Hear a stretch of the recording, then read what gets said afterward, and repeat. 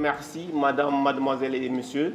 Merci d'être présent au lancement des doctorales de l'EDEMI. L'école doctorale est une entité importante de l'UCAD qui regroupe cette formation doctorale. Et cette formation doctorale-là sont hébergées dans les facultés et écoles supérieures de l'UCAD, plus l'SMT. L'organisation de la formation en recherche est gérée par l'école doctorale. On a voulu mettre en avant la collaboration entre l'État, l'EDEMI, à travers l'université et les entreprises. Donc tout ceci pour dire quoi? Pour se dire que on a envie de produire un nouveau type de docteur, c'est-à-dire des docteurs qui vont, après leur formation, proposer des solutions, mettre en place des startups.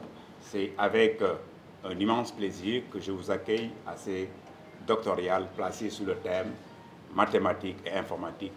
Quelle place pour la résolution des problèmes du monde socio-professionnel? Cet événement est une occasion privilégiée pour rassembler des doctorants, chercheurs, professionnels et experts autour de réflexions essentielles. Comment nos disciplines peuvent-elles répondre concrètement aux défis complexes que pose le monde socio-professionnel? Durant ces journées, nous aurons l'opportunité de partager nos travaux et nos idées dans un cadre stimulant et collaboratif. Échanger avec des professionnels pour identifier les ponts entre recherche académique et application pratique. Et surtout, collaborer pour imaginer des solutions innovantes adaptées aux besoins du monde d'aujourd'hui et de demain.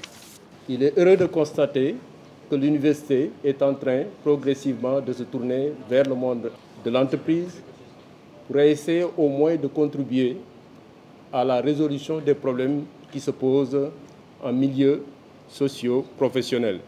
L'ESP a une expérience très marquée dans ce domaine-là, avec des enseignants-chercheurs qui contribuent à la résolution des problèmes non seulement de l'ESP, mais aussi des problèmes qui se posent dans le monde socio-professionnel.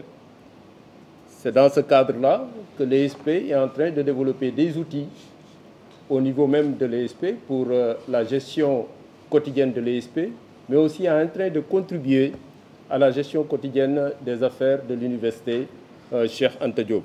Alors, rappelons que ces doctorales sont un moment où les étudiants ont la chance de montrer leurs travaux de recherche, que ces étudiants ont la possibilité d'échanger et de se faire corriger. Certains, pour la première fois, vont exposer. Et donc, je vous encourage à apprendre beaucoup, à apprendre surtout de ces enseignants qui vont vous juger peut-être et surtout échanger avec vos collègues pour que ces moments, ces doctorales connaissent un grand succès.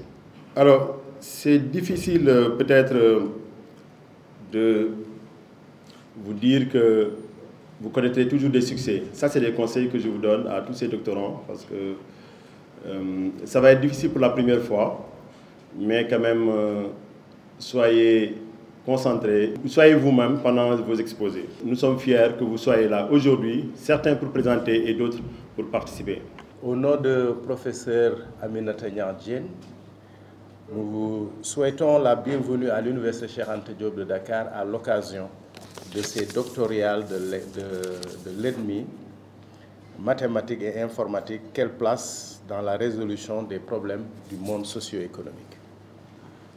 C'est avec un réel plaisir que nous participons à ces activités qui sont des occasions de maintien de la tension scientifique dans notre institution. Nous félicitons et remercions l'école doctorale pour l'organisation de ces activités et nous confondons dans ces félicitations les autres écoles doctorales qui sont en train aujourd'hui d'assurer l'animation scientifique au niveau de l'université. Aujourd'hui, vous le savez tous, l'Afrique contribue très faiblement à la recherche dans le monde. Si nous prenons seulement la bibliométrie avec le nombre de publications, nous sommes à moins de 3% de la contribution que nous devrions avoir au niveau du monde. Il y a certains pays africains qui sont au sommet, l'Égypte, le Nigeria, l'Afrique du Sud, et nous sommes encore loin derrière.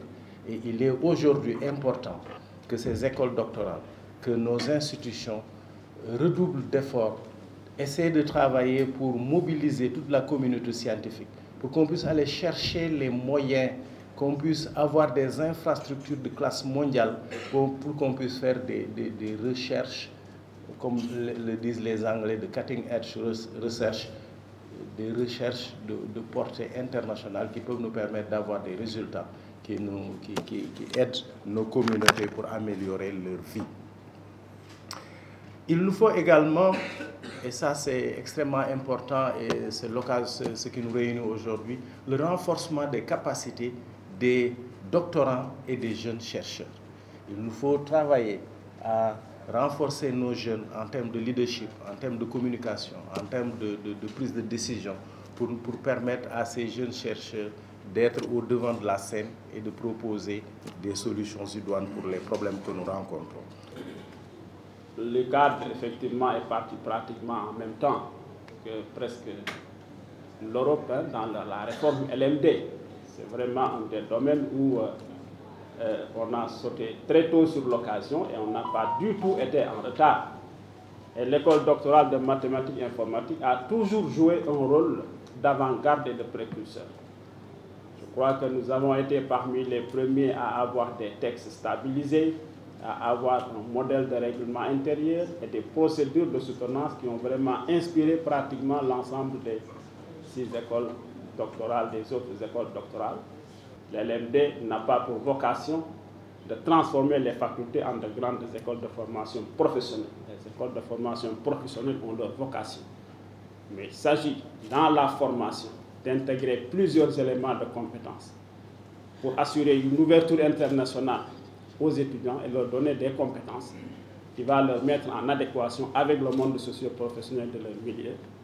C'est justement à cet équilibre-là, à cette équation difficile-là qui fait que le LMD n'est pas aussi un système aussi simple que l'on pense. Parce qu'autant qu'il faut cette dose de compétences dans la professionnalisation des filières, et il faut que les recherches produites au sein de l'université soient valorisées, autant qu'il ne faudrait pas transformer l'université en une grande école de formation professionnelle. Et donc il y a un équilibre juste à trouver. Ça veut dire tout simplement que l'activité que vous êtes en train de faire là s'inscrit exactement dans ce cadre-là.